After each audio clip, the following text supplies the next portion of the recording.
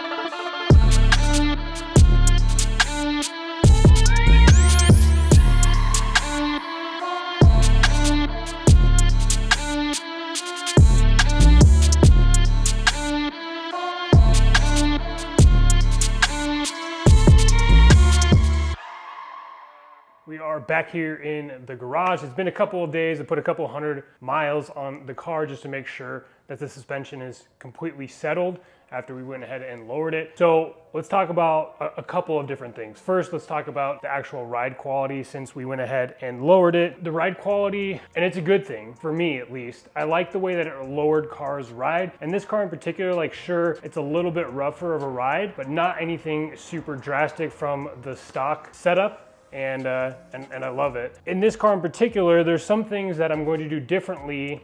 So I put the same springs on the G80 M3, but we went with a 20-inch wheel in the front, and that drastically changed the ride quality. So where it sits now is perfect in my opinion, at least for me. I'm definitely not going to be putting 20-inch wheels in the front of this car. We're gonna be doing a 19-20 staggered stance, just like it is stock. However, we're gonna change the offset. So let's talk about the spacers and the springs and how they're set up now. So front and rear springs are dropped as low as they can. In terms of spacers, we went with 15 mil spacers in the front, 18 in the back. I would even be pressed to maybe put a little bit bigger spacers or just order the wheels that I'm gonna order a little bit bigger of an offset from those 15 mil spacers. So instead of like a +5 offset, which is what you would do now if you were to order aftermarket wheels for it, I would maybe go a little bit bigger in terms of the offset just to push it out just a little bit more, because like I said, this is as low as these springs can go. And it's interesting because on the G80 M3, we're running the same spring, like same exact springs. We can't even bottom out the back of those springs without it rubbing in the back. So it's kind of interesting that that's the case. On the M3, we're completely down in the front of the car, but not in the rear. And again, with the M2, this is as far down as you can go in the front and the rear. But something that I did want to mention, and I'm glad I did it this way, is because when I first got the G80 M3, I decided to grab these springs.